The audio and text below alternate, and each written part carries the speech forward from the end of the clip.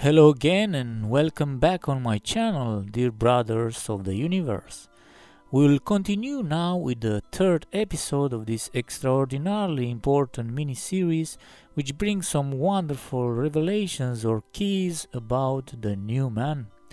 All of this was transmitted to us in the 70s by those who created us in their own image and likeness, as it is written literally in the Bible. And no, it's not about a supernatural God, but it's about people like us who are coming from a much more advanced civilization, about 25,000 years more advanced than ours. And now, finally, as we live in the age of apocalypse or revelation, the right time has come for people to discover and especially to understand all these huge revelations, which can be downloaded for free and in full from the link provided in the description.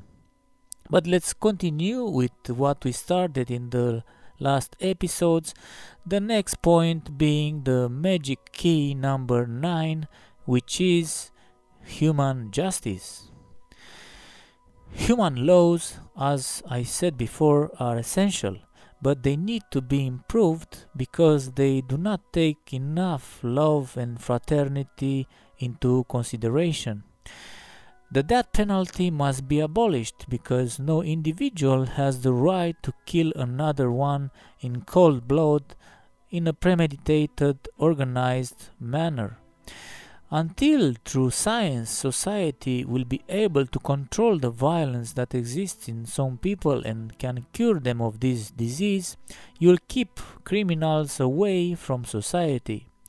Then give them the love they have lacked while making them understand the monstrous nature of their actions. Also give them the desire to redeem themselves.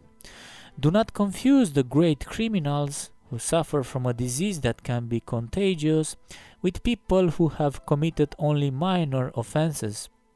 In this way, you will avoid the contamination of the least aggressive ones. Never forget that all criminals are sick and always consider them that way. We are shocked to remember that people used to be suffocated between mattresses if they suffered from hysterical convulsions. One day, when we'll be able to cure and, more important, to prevent the disease of crime, we'll be just as shocked when we look back at how we used to execute criminals. Forgive those who have done you harm unintentionally and bear no grudge against those who have done it to you with intent. They are ill because someone has to be ill to harm one's neighbor. Besides, think about how unlucky those who harm others are, because they will not have the right to eternal life in the gardens of the Elohim. But if someone wants to hurt you or your loved ones, try to subdue them. If you can't, then you have the right to defend yourself to save your life or the lives of your loved ones. However, do not strike with intent to kill, even in self-defense. Try to render the person harmless. Knock him out, for example. If the blow turned out to be a fatal one, you have nothing to blame as long as you didn't do it with intent to kill.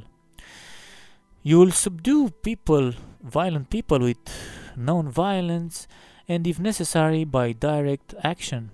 Violent behavior is intolerable and you will not tolerate it even if you have to forcibly stop the violent people. But always use a non-violent force, that is to say, a balanced force applied without malicious intent, enough to overcome those who try to do harm. Any treat of violence must be treated as seriously as a violent act. To threaten with violence means to consider it possible and to see it as an acceptable way to achieve one's goals. A person who is able to threaten another person with violence is as dangerous as one who has already committed an act of violence. Until we find a medicine for those who make such threats, They must be kept away from society, and we must make them understand that their way of behaving is terrible. When dealing with hostage takers, think first of the lives of the innocent people who are not in the hands of the kidnappers. People who take hostages are sick, and you should not give them what they want.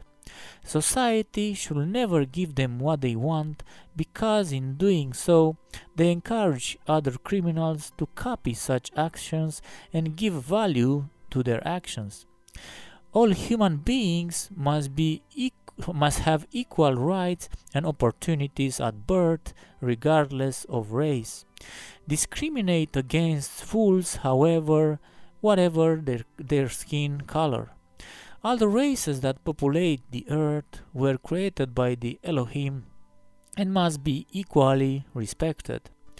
Humanity as a whole must unite to form a world government, as it is written in the first part of this message. Also, impose a new world language in all the schools in the world. Esperanto exists, and if no one proposes anything better, then choose Esperanto. Until it becomes possible to abolish money, create a new world currency to replace national currencies. This is the solution to the monetary crisis.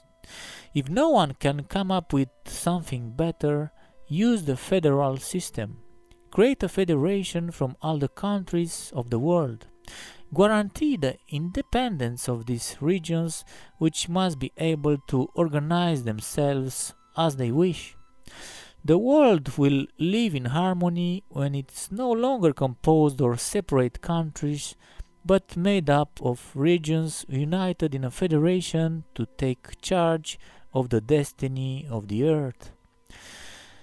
And from human justice, we jump to a very important thing for the progress of mankind, the key number 10, which is science. Science is the most important thing for all mankind.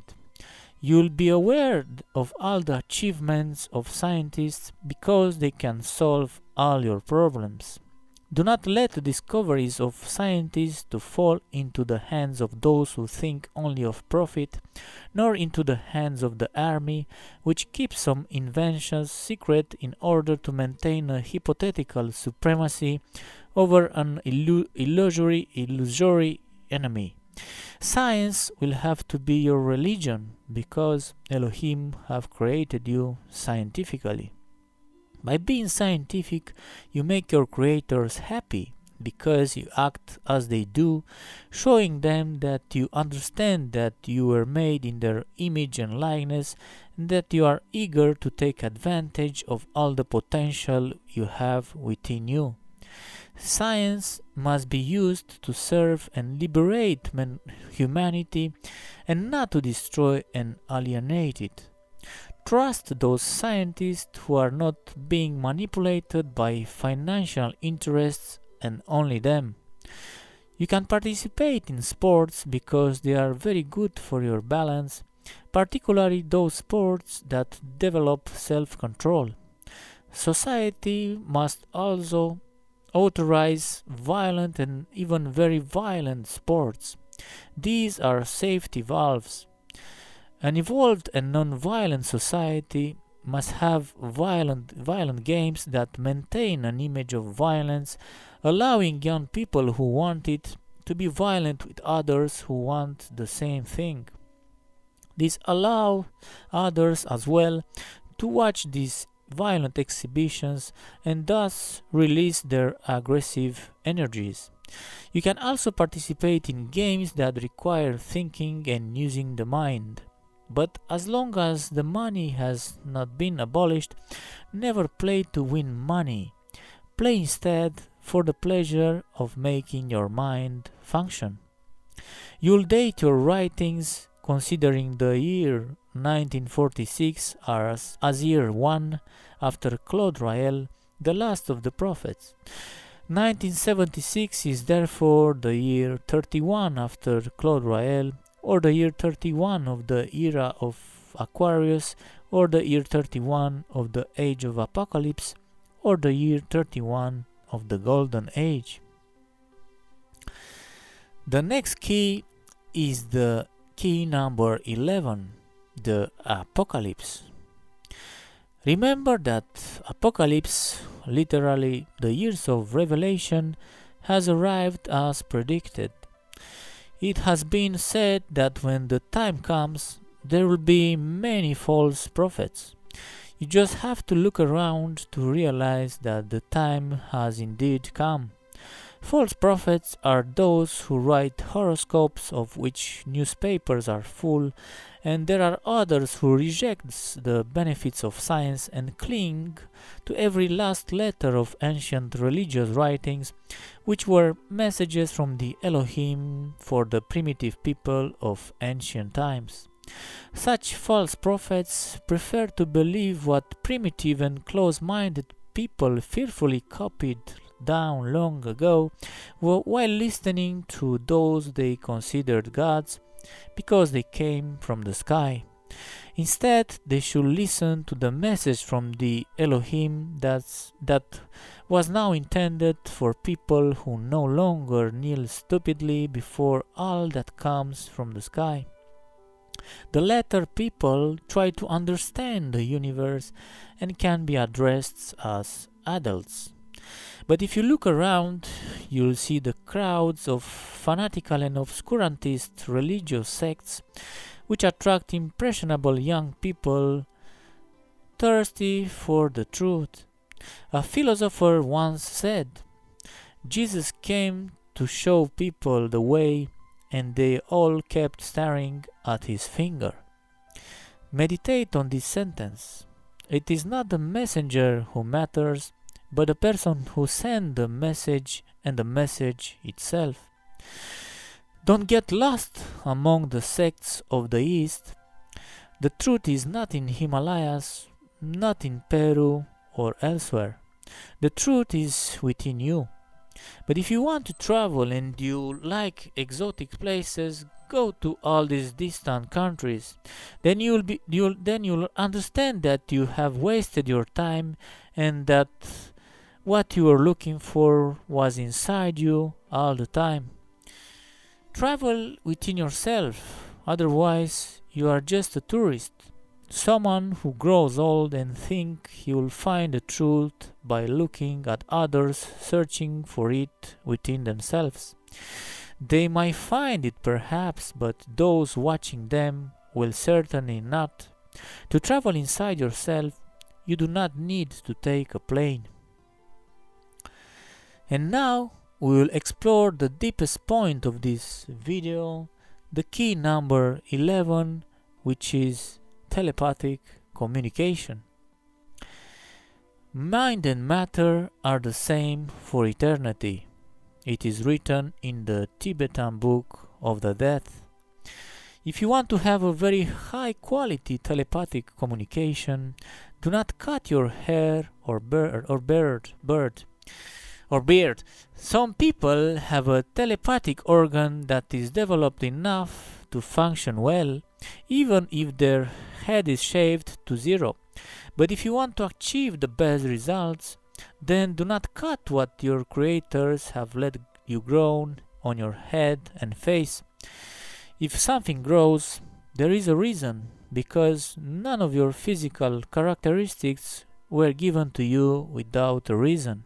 By respecting creation, you respect the creators. The best time to communicate with your creators is after waking up, because as your body is emerging from sleep, your mind is reawakening too. A mechanism starts at this moment, a mechanism that you must deliberately activate by opening your mind as much as you can to everything around you and to infinity.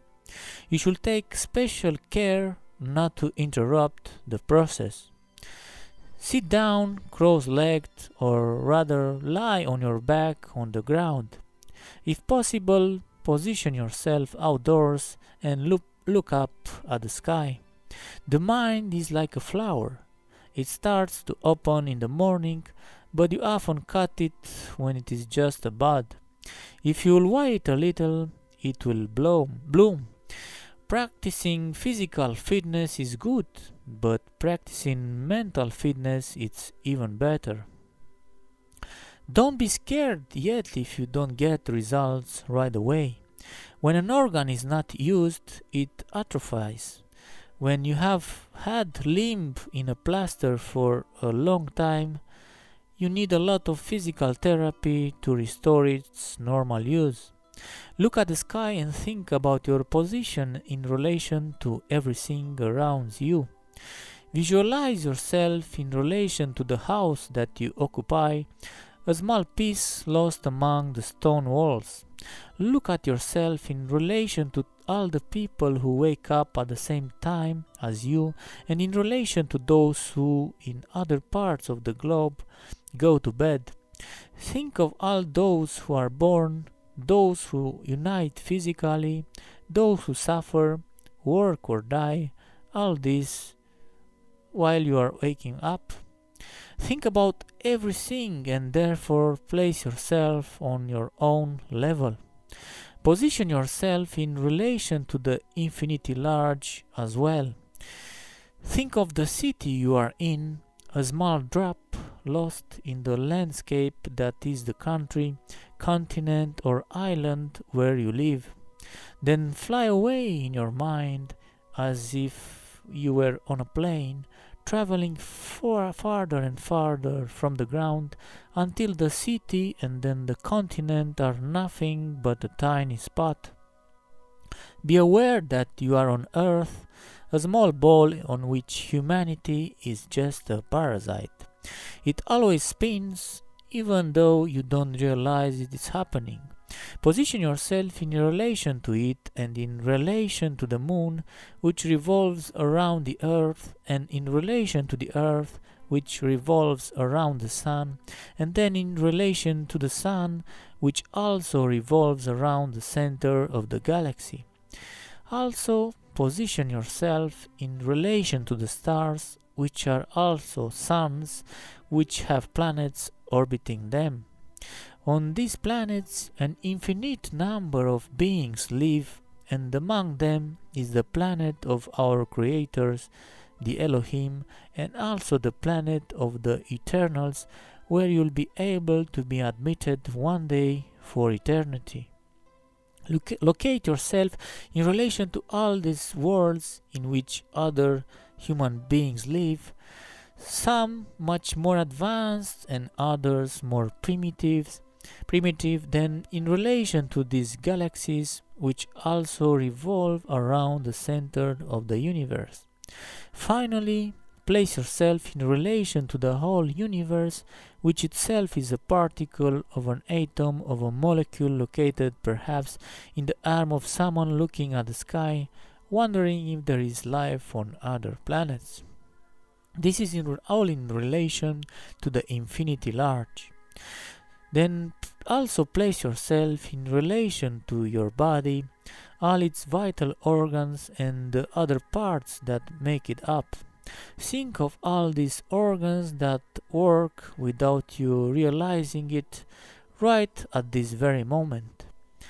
Think of the heart which beats without you asking for it, your blood which circulates and irrigates your whole body, and your brain which allows you to think and be aware of it.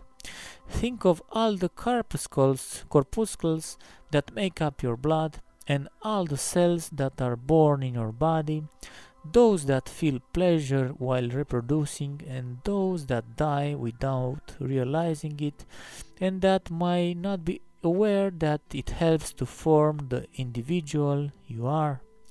Think of all the molecules that makes up these cells and the atoms that make up these molecules, moving like suns toward the center of the galaxy, the particles that makes up these atoms and the particles of those particles in which there is life that wonders if there is life on other planets. That's all about the infinity small. Place yourself in harmony with the infinity large and the infinity small by radiating love to what is above and to what is below, and being aware that you yourself are a part of infinity. Then, thinking intensely, try to transmit your message of love to our creators, the Elohim. Try to transmit to them your wish to see them, to be among them one day, to have the power to deserve it, to be among the chosen ones. Then you'll feel light and ready to do good around you with all your strength, all day, because you'll be in harmony with infinity. You may also do these exercises in the sensual meditation room during the day, alone or with other people. But the moment you come closest to the perfect harmony will occur when the exercise takes place in your sensual meditation room with someone you love. You'll physically unite with him or her and jointly harmonize yourself with infinity during your union. In the evening, when the sky is full of stars and the temperature is pleasant, lie on the ground. Look at the heavens and think intensely of Elohim, wishing that one day you'll deserve to be among them, and think intensely that you are available and ready to do exactly what they can ask of you, even if you don't clearly understand why they are asking it. Perhaps you'll see a sign if you are ready enough. As you lie on the back, be aware of the limited degree of perception of your organs, which explains the difficulty you may have in understanding infinity. A force keeps you tied to the ground. You can't fly to the stars with a jerk, and yet you don't see any rope holding you down. Millions of people listen to thousands of radio stations and watch hundreds of television programs that are being broadcast in the atmosphere. And yet, you do not see these waves of sound and vision, and you do not hear them. Compasses all have their point drawn to the north, and yet you neither see nor hear the forces that attract their needles. So, I repeat again, your organs of perception are very limited, and the energies belonging to the universe are infinite. Wake yourself up and wake up the organs within you, which will allow you to receive waves you do not yet picking up or which you do not even suspect. Simple penguins are able to find the north, and you, a human being, cannot. Think about this for a moment. In addition, teach your children whose organs develop by telling them all about this. In this way, the new humanity will be born, and their faculties will be infinitely superior to those of the present human beings. When his growth finished, a man who has never learned to walk will always be a cripple, and even if he learns later, he will always be handicapped, even if he is very gifted. Therefore, it is during their growth that you must open the minds of your children so that their faculties can blossom and they will turn into individuals who will have nothing in common with what we are, poor, narrow-minded, primitive people. Dear brothers and sisters, if you like this video and want to see the next ones, you can like and share it or express your opinions in the comments section, and I invite you to subscribe to the channel where I post about once a week, and on the screen you should be able to see right now a very interesting playlist which I invite you to take a look at. And of course we can communicate in private if you wish, my contact details being provided in the description. All my love to all, and see you in the next video.